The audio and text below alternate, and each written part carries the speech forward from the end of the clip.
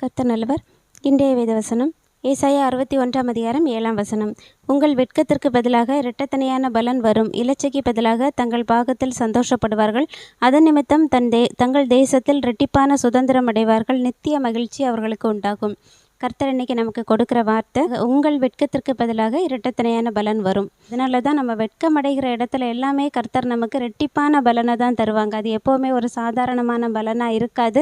கர்த்தர் இன்றைக்கும் கொடுத்த இந்த வார்த்தையின்படியே நம்மளுடைய வாழ்க்கையில் நம்ம எங்கே ஒதுக்கப்பட்டிருந்தாலும் சரி, எங்கே வெட்கப்பட்டிருந்தாலும் சரி, எங்கே அவமானப்படுத்தப்பட்டிருந்தாலும் சரி, கர்த்தர் அந்த அவமானம், நிந்தை எல்லாவற்றையும் மாற்றி ஒரு சந்தோஷமான, சமாதானமான, ஒரு ரெட்டிப்பான சந்தோஷம் அடைகிற ஒரு இடத்துல நம்ம ஒவ்வொருத்தரையும் வைப்பாங்க. அதனால் நம்ம எப்போவுமே வாழ்க்கையில் நாம் இழந்து போனதையோ கஷ்டப்பட்டதையோ எதையும் நினச்சி நம்ம ஃபீல் பண்ணக்கூடாது.